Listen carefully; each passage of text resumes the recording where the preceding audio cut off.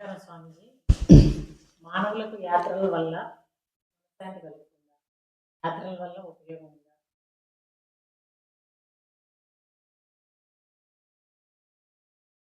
ఇది అనుభవంలో ఉన్న విషయం. మన ఇంట్లో కానీ, పక్క వాళ్ళ ఇంట్లో కానీ, గ్రామాల్లో కానీ అనేక మంది యాత్రలు, తీర్థయాత్రలు, దేవాలయాలు అన్నీ వెళ్ళొస్తుంటారు, బాధపడుతుంటారు, మనశ్శాంతి లేదు అనే విషయం అందరికీ తెలిసిందే కదా. కొత్తగా నువ్వు ప్రశ్న వేసినా నేను సమాధానం చెప్పిన ఒకటే. అంటే యాత్రలు అంటే ఏమిటి? ఈ శరీరాన్ని నడపటం. వెళ్ళిన తర్వాత యాత్ర వెళ్ళేప్పుడు ఆకలి దప్పులు ఉంటాయా ఉండవా? యాత్రలకు ముందు జాగ్రత్తగానే స్వయంగా వండుకుని కానీ ఆ పరిస్థితి బట్టి ఆ రైల్లో కావచ్చు, ఇంకో దానిలో కావచ్చు, విమానం కావచ్చు, ఏదైనా కావచ్చు, కాశీ రామేశ్వరం కావచ్చు, దేనికైనా కావచ్చు, తిరుపతి కావచ్చు, అవన్నీ ఏర్పాటు చేసుకుని వెళ్తారు కదా. అంటే యాత్రల వల్ల నిత్యకృత్య వ్యవహార జ్ఞానం చేయకుండా ఉంటాడా? పళ్ళు తోముకోకుండా ఉంటాడా? స్నానం అంటే ఒకవేళ వీలు అవుతుంది కాగదు, లేకపోతే బాత్రూమ్ రైల్లో ఉంటాయి కదా, అక్కడే తడి వేసుకుని వస్తాడు. స్నానం ఒకటి తప్పించి ఇంచుమించు ముఖం కడుక్కోవటం, బ్రష్ వాష్ చేసుకోవటం, బాత్రూమ్కి వెళ్తాం తప్పనిసరి. చిన్నపిల్లలు వేసుకెళ్తే వాళ్ళు ఒకటి వెళ్ళినా రెండు వెళ్ళినా ఏడ్చినా ఎవరు తప్పు పట్టరు. అదే పెద్దవాళ్ళు అయితే ముందు జాగ్రత్త పడదు కదా. కానీ నిత్యకృత్య వ్యవహారాలు చేసుకోవటానికి యాత్ర ప్రతిబంధకం కాదు. అంటే నిత్యకృత్య వ్యవహార జ్ఞానాలు లేకుండా ఉన్న పరిస్థితుల్లో యాత్ర చేస్తాడు ఎవరైనా? చేయరా. యాత్రతో చేసేది యాత్ర. యాత్రను తగ్గించేది ముక్తి మోక్షం ఇచ్చేది, మనస్సు శాంతి ఇచ్చేది యాత్రలు. మనిషి దేశకాల పరిస్థితులను బట్టి ఇంట్లో వాతావరణం బాగుంటున్నప్పటికీ వేసవకాలంలో ఆ కాశీ రామేశ్వరాలు ఉన్నాయి కదా మనకి, చారధాములు, అవన్నీ అటు ఇటు వెళ్తుంటారు. అక్కడ వాతావరణం మారిపోయి భయంకరంగా వర్షాలు, చల్లదనం ఎక్కువైపోతే యాత్ర సగంలో వచ్చేవాళ్ళు ఉన్నారు, చివరిదాకా వెళ్ళే ఉన్నారు. బాగున్నా కూడా వెళ్ళి రావటాల్లో చనిపోయేవాళ్ళు ఉన్నారు, బతికిన వాళ్ళు ఉన్నారు. కానీ జరిగేదాన్ని ఎవరు ఆపలేరు. ఇక్కడ యాత్ర అంటే ఏంటి? యాత్ర ఇంట్లో ఉండి మనసుతో చేస్తావా, మనసు లేకుండా చేస్తావా? అది కుదరదు. ఇంట్లో ఉండి మనసుతో యాత్ర చేసేవాడికి కళ్ళలేగా, కళ్ళలో ఉన్నవే ఉంటాయి, చూసినవి జ్ఞాపకం చేసుకుంటే చాలు. ఓ అభిషేకం చేశావు, అక్కడే నువ్వు చేయలేకపోయినప్పటికీ రోజు మనసుతో ఈశ్వరుడికి కానీ, అమ్మవారికి కానీ, వెంకటేశ్వరం కానీ ఆ యొక్క అభిషేక క్రియలు ఉంటాయి కదా, మనసుతో చేయొచ్చు కదా. అంటే మానసికమైన పూజ చేయొచ్చు, జపం చేయొచ్చు, ఏమైనా చేయొచ్చు. యాత్రలు ఉన్నప్పుడు ఖాళీ కూర్చోలేం కదా, నామస్మరణం చేయొచ్చు, ధ్యానం చేయొచ్చు. సాధు సజ్జనుల యొక్క ఇటు మంచి చెడు అన్ని రకాల వాళ్ళు పరిచయం అవుతారు. ఎవరితో ఏ విధంగా మెలుగుతామో కొన్ని మనకు తెలుస్తాయి.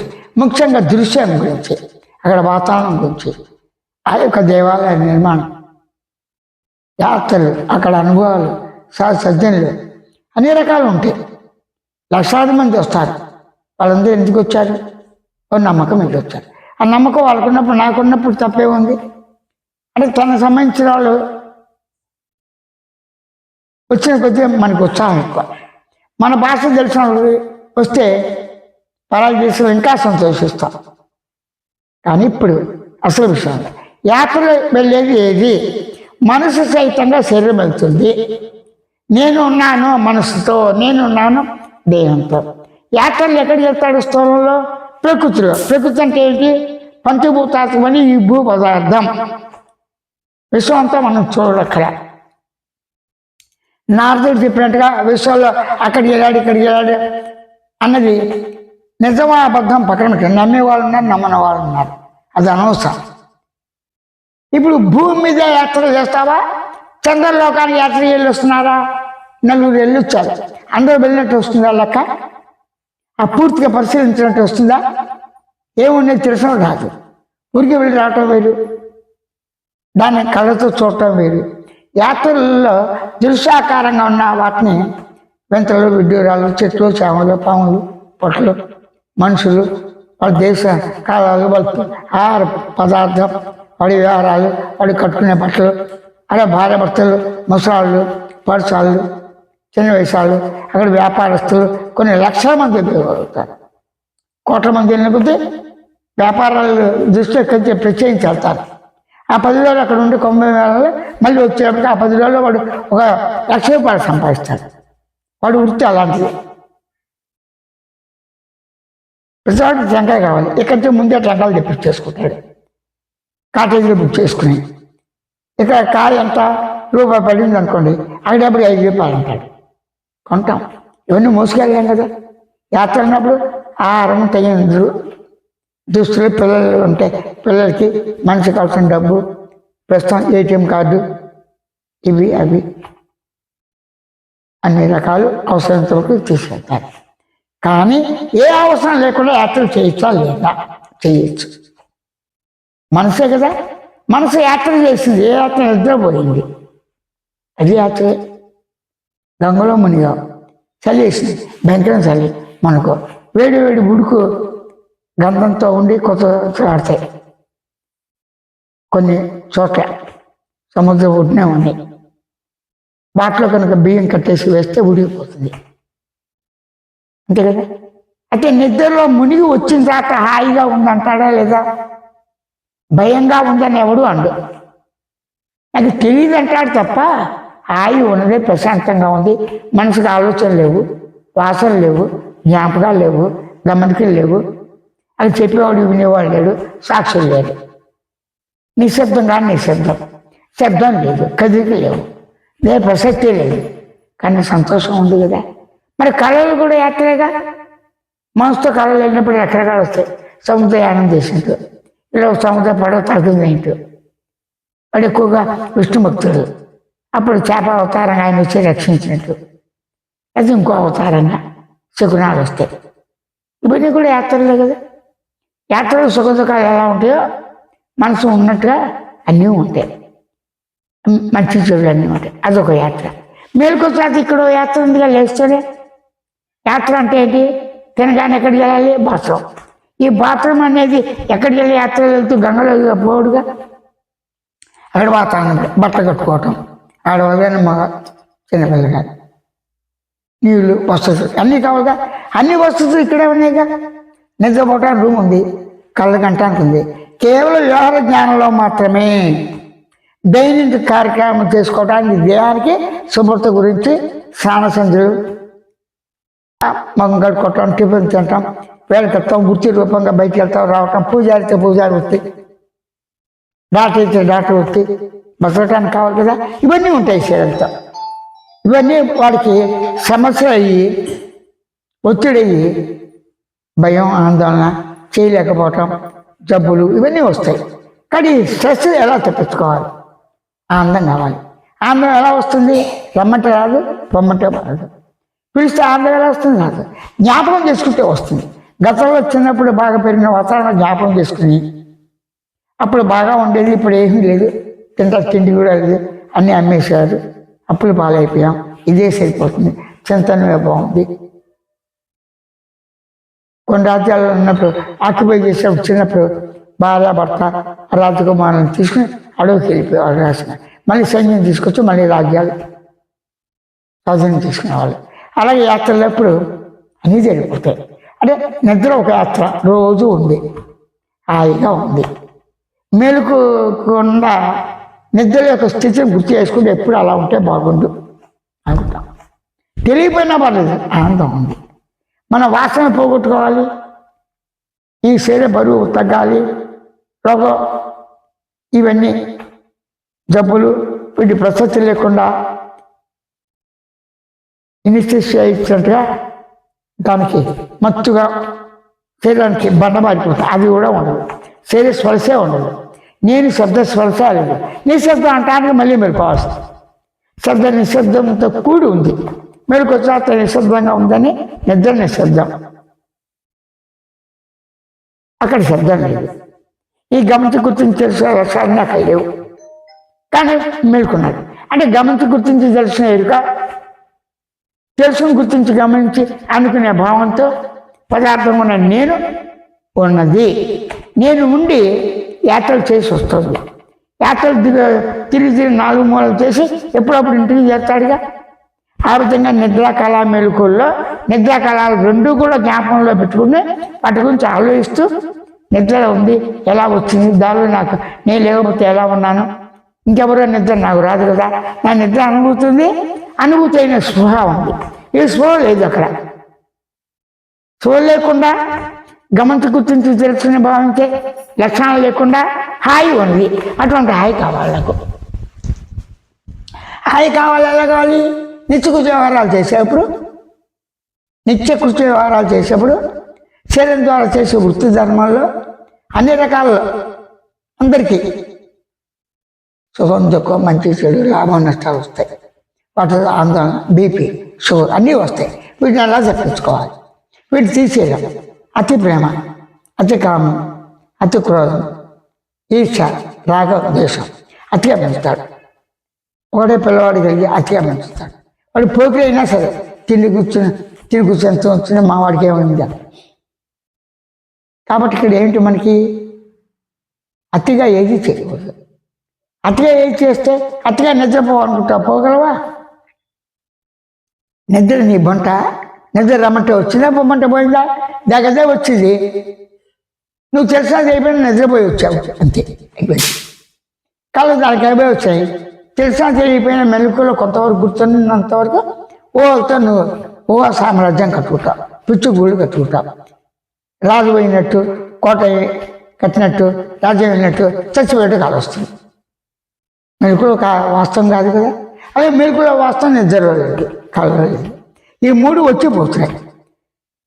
వాస్తవం అంటే నకిలీది వచ్చిపోకుండా గమనాలు లేకుండా రాకపోకలు లేకుండా ఉన్నది ఏదైతే ఆ యాత్రకి ఎలా చేస్తావు? చేసేవాడు ఎవరు? నేను ఉన్నాను. నేను ఎలా ఉంది? గమనించడా, గుర్తించడా, తెలుసుకుంటా, అనుకుంటా, భావించడా, శబ్దంతో అవిభాజ్యంగా ఉండుట, ఉనికితో, అనుభవంతో, ఆనందంతో, మౌనంతో పరిపూర్ణంగా మౌనంగా ఉన్నదని విజ్ఞులు, మహర్షులు, జ్ఞానులు, తత్వవేత్తలు వాళ్ళ అభ్యాస వరం చేత కానీ కనిపెట్టారు. కానీ దాన్ని అందరికీ పొందాలనుకుంటాడు. కష్టపడ్డానికి చెమట విలువ చేస్తుంది. పడని వాళ్ళకి డబ్బు విలువ తెలియదు, చెమట విలువ తెలియదు. ఆ డబ్బు ఉండడానికి ఇష్టం వచ్చాక తాగుడుకో ఇటుకో మంచుకో జరుపుకో వాడేస్తాడు. అంతా అయిపోయిన తర్వాత డబ్బు విలువ చేస్తుంది. ఆకలి తెలిసినప్పుడు ఎప్పుడు ఆకలి ఉన్నాడు ఇష్టం వస్తే తింటాడు, పాలిస్తుంటే పెడుతూ ఉంటాడు. అదే 4 మిత్రులు కింద పడిపోతే ఇంత కష్టం 4 మిత్రులు 16 మిత్రులు చేసి బీజవాడు తింటాడు, ఏరుకున్నా తింటాడు. వస్తే అక్కడ తిని పారేసిన వాటిలో ఏరుకుంటా శుభ్రం చేస్తుంటే అలాగే తినేవాళ్ళు ఉన్నారు. కాబట్టి ఇక్కడ ఏంటి, మనకి యాత్రలు చేసి ఏం లాభం వచ్చింది కాదు, యాత్ర వల్ల నీకు ఏ లాభం కలిగింది అని ప్రశ్న. నువ్వు ఎవడివి? యాత్రలు ఎందుకు చేయాలి? దేవం ఉండబట్టి. దేవుంటే యాత్రలు చేయాలిగా, మలమూత్రాలు వెళ్ళాలి. ఇక్కడి నుంచి వెళ్ళటానికి బాత్రూమ్ యాత్ర వేయాలి. లెక్క యాత్ర వెళ్ళినా కూడా ఇది తప్పవు కదా, ఆహారం తప్పదు కదా, మరుగు ప్రదేశంలో బట్టలు కట్టుకోవాలి కదా, పిల్లలతో ఆడుకోవాలి, వాడు అన్ని రకాలు ఉండాలి కదా. మంచి పానీయాలు డ్రింకులు అవి తాగాలి కదా, మంచిగానే ఆడాలి కదా. రైలు వెళ్తే సరదాగా పడతారు, ప్యాకెట్ ఆడతారు, జోకులు వేసుకుంటారు, పాటలు పాడతారు, రకరకాలు చేస్తారు. ఏదో విధంగా కాలం గడపాలి. అంటే కాలం గడపాలంటే శరీరానికి ఆ కాలం విలువ చేయాలి. ఓ లక్ష్యం పెట్టుకుంటే ఆ విలువ చేస్తుంది. ఓ డాక్టర్ కావాలి, చిన్న పని డాక్టర్ అబ్జర్వ్ చేయటం, ఆ పనిముట్లు ఏంటి కుతూహలం ఉంటాం, ఆ పుస్తకాలు తీసుకో, అది బాగా తనకైనా డాక్టర్ అవ్వాలి అని ఒకసారి అనుకుంటే సరిపోతుందా అంటారు, సరిపోదు. ఎప్పుడు ఆ లక్ష్యం ఉంటే కరెక్ట్గా చేస్తాడు. ఫెయిల్యూర్ అయినా మళ్ళీ విజయవంతం అవుతాడు ఎప్పటికీ.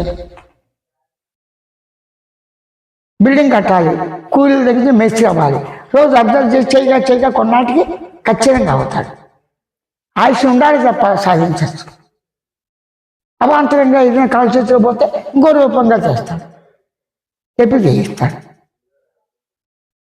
కాబట్టి యాత్రలు కూడా నిరుద్యోగ సమస్య తెలుస్తుంది. అయితే నువ్వు యాత్రలు చేసినంత నీకు నిరుద్యోగం ఏంటి? కళా మేరకు నిద్ర, కళ్ళ ఆహారం కష్టపడతావో లేదో వదిలేసే, తిన్నట్టుగా ఉంటుందిగా ఖాళీ కడుపు, నిద్రలో ఏ బాధ లేవు, హాయి ఉంది. ఈ రెండు ఎరుగుతూనే అనుభవిస్తున్నాం, ఎరుగుతూనే వ్యవహారం అనుభవిస్తున్నాం. ఎరుకంటే ఏంటి? స్పృహ. స్పృహ అంటే ఏంటి? తెలివి. తెలివి అంటే ఏంటి? సామాన్య జ్ఞానం, కామన్ సెన్స్. అంటే సహజంగా ఉన్నది. పిల్లవాడు వెళ్తే అమ్మ ఒకటి వెళ్తాను, అమ్మ బట్టలు అయ్యి, అమ్మ నాకు ఇడ్లీ కావాలి, చట్నీ చేయి, అల్లపు చట్నీ చేయి, నేను నన్ను చూసి తింటాను పూర్ణ బూరులో. వాడు తినకొద్దీ వాడు రుచులు ఉంటాయి కదా.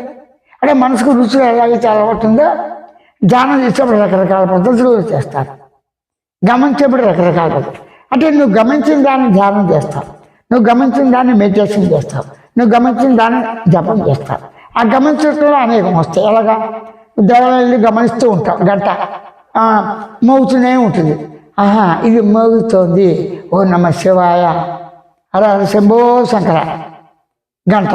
అదే రైల్వే స్టేషన్లో గంట కడతారు, బయలు కొడతారు, గురుసు బయలుదేరుతుందని వస్తుందని ముందు. అదే స్కూల్లో ఏంటి, అవుట్ బయలు కడతారు, మొత్తం అయిపోతే అయిపోయిందని చేస్తారు. ఫస్ట్ సెకండ్ బయలులో రావాలి, లేకపోతే క్లోజ్ చేస్తాడు కాలేజీలో వాళ్ళు. దాని తగ్గట్టుగా ఇవన్నీ సిమ్టమ్స్. అది నిద్ర సిమ్టమ్ ఏంటి? సహజ ఆనందంగా నువ్వు అనుభవిస్తున్నావు. ఆ సహజ ఆనందం ఎప్పుడూ ఉండాలి, అంతే. కళలో అనుభవిస్తున్నావు, కళ్ళ సుఖ సుఖాలు ఉన్నప్పటికీ కూడా ఆనందం చదవకూడదు, కళ ప్రతిబంధకం కాకూడదు, మెరుకులో ప్రతిబంధకం కాదు. మెరుకుల్లో ఉన్న నీ చేష్టాన్ని కూడా కళ్ళలో చేసిన మెరుకులో ఈ రెండు కలిపి నిద్రలో ఉన్నా లేకపోయినా మూడు అవస్థలు వేరువేరుగా నువ్వే అనుభవిస్తావు. నువ్వు ఒకటిగా ఉంది, అంతా నీవే. నువ్వు లేకుండా లేవు, నువ్వు లేకుండా అనుభూతి లేదు, అనుభూతి లేకుండా లేవు. అనుభవం నీవే, అనుభూతి నీవే. ద్రష్ట అంటే చూసేవాడు, చూడబడేది చూపు నువ్వే, త్రిపుటి నువ్వే, అన్నీ నువ్వే. చెప్పేవాడు వినేవాడు నువ్వే. స్వయంగా అనుకుంటావు, అనుకున్న దాన్ని మెమరీ చేస్తావు. గమనించకుండా మెమరీ రాదు, అన్నీ నువ్వు గమనిస్తావు. శివాలయంతో పూజ విషయాల్లో చూస్తావు, ఆ గమనిస్తే జ్ఞాపకం చేసుకుంటావు. ఆ జ్ఞాపకంలో వాడు చేసినట్టు చేస్తావు. అదే మనసుతో చేసేది చాలు. ఆ విధంగా చేస్తే ఎక్కువ ఫలితం ఉంటుంది. ఎక్కువ ఫలితం అంటే ఓ ప్రశాంతత వస్తుంది, ఓ నిశ్చలత వస్తుంది, ఒక పట్టు దొరుకుతుంది. ఇన్ని బాధలున్నా కూడా ఏకాగ్రత వచ్చి సైలెన్స్ అనుభవిస్తాడు. అది కానీ ఇన్ని బాధలు ఉన్నప్పుడు కూడా నువ్వు అండర్స్టాండింగ్లో వస్తుంది. రామనామం రాయి అంటాడు, రాశాడు, అయిపోయింది. కోటిసార్లు రాయమంటే అంటే కోటిసార్లు రామనామం తీసుకుని దీక్ష పొందుతాడు. అయ్యప్ప దీక్ష తీసుకుంటాడు, ఆ ప్రచారం ప్రకారంగా చేస్తాడు. ఎక్కువ మంది చేస్తారు, కొంతమంది చేయలేకపోవచ్చు ఆ దీక్షలు కూడా. రామకోటి రాసినప్పుడు శ్రీరామ శ్రీరామ శ్రీరామ దివే శ్రీరామ దివే శ్రీరామ, హనుమంతుడు కోటి జయ హనుమాన్ హనుమాన్ కోటి. అలాగే నేను ఉన్నాను అని జ్ఞాపకం చేసుకో. ఒక పుస్తకం పెట్టుకో, నేను ఉన్నాను ఉనికితో. ఉనికి ఎరుక, ఉనికితో ఎరుకుంది, ఎరుక ఉనికిని గుర్తిస్తోంది, అంతే. ఉనికితో బాగుంది, భావంతో ఉనికిని గుర్తిస్తే గమనించి తెలుస్తున్నాం అని చెప్పి నువ్వు పుస్తకం రాసుకుంటూ కూర్చోాలి. ఒకసారి రాస్తే సరిపోదా? ఇది ఆహారం కాదు, కడుపు నిండి ఆ తగ్గితే ఎక్కువ తింటే వాంతి అవటానికి ఎంతసేపైనా చేస్తుంది. కానీ ఇది చేస్తే అన్ని పనులు చేసుకోవచ్చు. ఎప్పుడు కళ్ళు మెలుకులో నిద్రలో చేయలేవు. నిద్రపోయిన వెంటనే ఆటోమేటిక్గా నీకు మనసులో శ్రీరామ శ్రీరామ శ్రీరామ వస్తుంది, ఈశ్వర వస్తుంది. మెలుకులో కూడా ఏ వస్తువు ఇచ్చినా పరమేశ్వర, రాంబాయ్, రామ్, జై శ్రీరామ్ ఇలా అంటాం. కానీ ఎప్పుడు కూడా అలవాటు చేయాలి. అలవాటు లోపల అనుకుంటూ కూడా చేయొచ్చు. అనుకునేవాడు ఏమనుకుంటాడు? తన అనుభూతులు అనుకుంటాడు. నీకు ఏ అనుభూతి కావాలి? అన్ని అనుభూతులు. ఏ అనుభూతి కావాలి? ఆనందం కావాలి. ఆనందం ఆనందం ఆనందం ఆనందం అనుకునేవాడు ఆనంద స్వరూపం కాబట్టి ఆనందం పొందా ఎందుకు ఇస్తాడు? దుఃఖం ఎత్తలేదు. దుఃఖ నివృత్తి అంటే దుఃఖం పోవాలి. ఆనందం రావాలంటే దుఃఖం పోతే ఆనందం వస్తుంది. ఆనందం నిలబడంటే దుఃఖంలో ఉన్న అన్నీ పోవాలి. పోవటాలు ఉంటాలు అక్కర్లేదు. గుర్తించే లక్ష్యంతో ఒక నామాన్ని గుర్తించి మరల నువ్వు అనుకుంటూ కూర్చో. అనుకోవటంలోని శరీరం జడమైపోయి తేలికైపోయి దానిలో నిమగ్నం అయిపోయి ఒక సైలెన్స్ అనుభవం ఉన్నది, ఉనికిగా ఉంది అనుభూతితో తెలుసుకున్నావు, గుర్తించి గమనించావు. అది నువ్వు సైలెన్స్ని అభ్యాసంతో చేశావు కాబట్టి అవన్నీ వచ్చిపోయేవి. రామనామం చేస్తే నీకు సైలెన్స్ వస్తుంది, ప్రాణాయామం చేస్తే వాడికి నిశ్చయం వస్తుంది. 2 రోజులు చేయకుండా ఏదో వెళ్తే సెంటిమెంట్ ఏమని కాకపోయినాయి. రోజు స్కూల్కి వెళ్తారు, అందరితో మాట్లాడతారు. జ్వరం వచ్చేది, ఒకరోజు బాగుంటుంది, మూడో రోజు వచ్చేటప్పుడు అయ్యో వాళ్ళు ఎలా ఉన్నారు, ఎన్ని చెప్పుకున్నారు, రోజు కథలు చెప్పుకునేవాళ్ళం, అంతవరకు నా గురించి ఆపరు కదా, ఏవో ఉంటుంటే. కానీ మనిషి ఒంటరి వాడు కాదు, జంట, ముగ్గురు, నలుగురితో కూడున్నాడు. తనకు తాను ఒంటరిగా ఉన్నాడని గ్రహించినప్పుడు ఆ ఒంటరితనం నీకు ఎక్కడుంది? నిద్రలో ఉంది. కళ్ళు ఒంటరిగా ఉండి బహు రూపాయలు ధరించి సుఖదుఖాన్ని వస్తారు. మీకు శరీరం ఉన్నంతవరకు ఏదో పని నలుగురితో చేస్తుంటారు, జీవ జంతువులతో. కాబట్టి నువ్వు ఒంటరివాడు కాదు.